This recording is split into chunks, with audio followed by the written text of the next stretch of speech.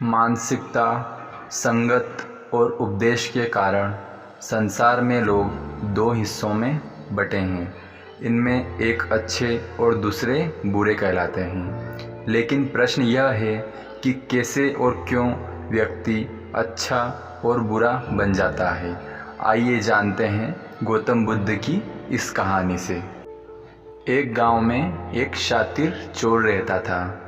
पूरा गांव उस चोर के बारे में जानता था, लेकिन इसके बावजूद भी कोई उसे पकड़ नहीं पाया। उस शातिर चोर ने अपना संपूर्ण जीवन चोरी करने में लगा दिया था। इतना ही नहीं, आसपास के गांव और नगर में भी उसकी बराबरी का कोई चोर नहीं था। चोर का एक बेटा था जिसे वह अपनी तरह ही शातिर चोर बनाना चाहता था। इसलिए वह अपने बेटे से हमेशा कहता था कि कभी किसी साधु या सन्यासी के उपदेश को मत सुनना। यदि कोई कुछ कहे भी तो अपने कान बंद कर वहाँ से भाग जाना। बचपन से ही उसका बेटा अपने पिता की इन्हीं बातों को सुनता आ रहा था, जिस कारण ये बातें उसके मन में बैठ गई थी। ऐसे में बड़े होकर बेटा भी अपने पिता की तरह शातिर चोर बन गया। एक दिन उसे बड़ा लालच आया और वह राजा के महल में चोरी करने के उद्देश्य से जाने लगा। तभी रास्ते में लोगों की भीड़ नजर आई। चोर ने देखा कि लोग एक सन्यासी के चरणों में गिरकर उसका आशीर्वाद ले रहे हैं। वो सन्यासी गौतम बुद्ध थे। चोर साधु सन्यासी से दूर रहता था, क्योंकि उसे अपने पिता से यही सीख मिली थी। लेकिन भगवान बुद्ध को देख वह उनकी ओर आकर्षित हो गया।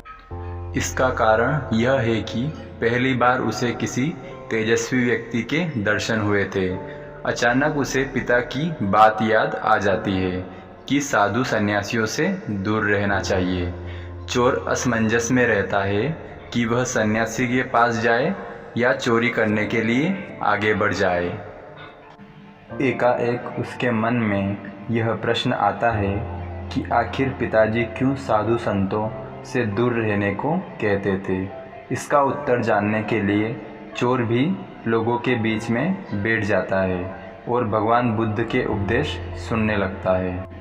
भगवान बुद्ध लोगों को झूठ बोलने की व्यर्थता और विश्वासघात के बारे में बताते हैं। उपदेश समाप्त होने के बाद सभी लोग अपने घर लौट जाते हैं और चोर भी चोरी करने के लिए महल की तरफ निकल जाता है। लेकिन पूरे रास्ते में वह यही सोचता रहता है कि क्यों न एक बार उस सन्यासी के उपदेश में कई बातों को मानकर देखा जाए। इस तरह वह चोरी करने के लिए महल की दीवार से कूदने के बजाय महल के द्वार से अंदर जाता है। उसे देख महल के द्वारपाल उसे रोकते हैं और भीतर जाने का कारण पूछते हैं। चोर कहता है, मैं चोर हूँ और महल में चोरी करने जा रहा हूँ। द्वारपाल उसकी बातें सुनकर हंसने लगते हैं और कहते हैं, जरूर यह महल का सेवक या नौकर होगा और हमसे मजाक कर रहा है। यह सोचकर वे उसे महल के अंदर जाने देते हैं। महल जाने के बाद चोर खजाना रखे तिजोरी के पास पहुंचता है और तिजोरी को तोड़कर धन और आभूषण को पोटली में भरकर भागने लगता है। तभी उसकी नज़र महल के रसोई पर पड़ती है। रात होने के कारण सभी सो रहे होते हैं और रसोई में कोई नहीं होता है। चोर को जोर की भूख लगी थी, इसलिए वह रसोई में जाकर पेट भर खाना खा लेता है। इसके बाद चोर वहाँ से जाने लगता है। तभी उसे महात्मा बुद्ध के उपदेश में सुनी दूसरी बात याद आती है कि जिसका नमक खाया है उसके साथ कभी भी विश्वासघात नहीं करना चाहिए। चोर सोचता है, मैंने इस महल का नमक खाया है, ऐसे में इसका धन चोरी कर मैं इसके साथ विश्वासघात करूँगा। इसलिए चोर चुराए हुए धन को रसोई में ही छोड़कर जाने लगता है। महल के एक व्यक्ति की नज़र चोर पर पड़ जाती है और वह शोर मचा देता है, जिससे महल के लोग चोर को पकड़कर राजा के पास ले जाते हैं।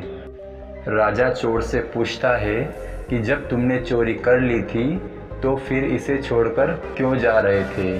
चोर कहता है, एक सन्यासी के उपदेश के कारण। चोर की बात से राजा प्रभावित होते हैं और उससे कहते हैं, अगर तुमने ऐसे उपदेश बचपन से ही सुने होते तो तुम कभी चोर बनते ही नहीं। इतना कहकर राजा ने उसे कोई सज़ा नहीं दी और छोड़ दिया। लेकिन राजा ने उससे कहा कि एक बात याद रखना, सही संगत और सही उपदेश से ही व्यक्ति अच्छा इंसान बनता है।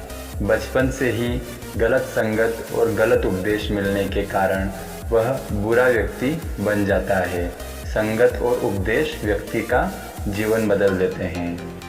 अतः गौतम बुद्ध की इस कहानी से हमें यह शिक्षा मिलती है कि अच्छा और बुरा व्यक्ति की प्रवृत्ति होती है। वहीं इससे भी ज़रूरी चीज़ यह है कि अच्छा इंसान कैसे बने। आज संसार में चारों ओर बुराई ही बुराई है। दंगे फसाद, लड़ाई झगड़े, हत्या और आपराधिक कामों से जुड़ी खबरों की कोई कमी नहीं है। इसका कारण इंसान का बुरा बनना। जब इंसान की प्रवृत्ति बुरी हो जाती है तो संसार भी बुराइयों से बढ़ जाता है।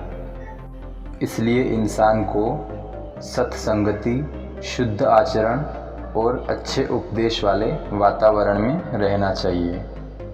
अगर आपको ये वीडियो पसंद आए तो प्लीज़ वीडियो को लाइक कीजिए, शेयर कीजिए और चैनल को सब्सक्राइब कीजिए। धन्यवाद।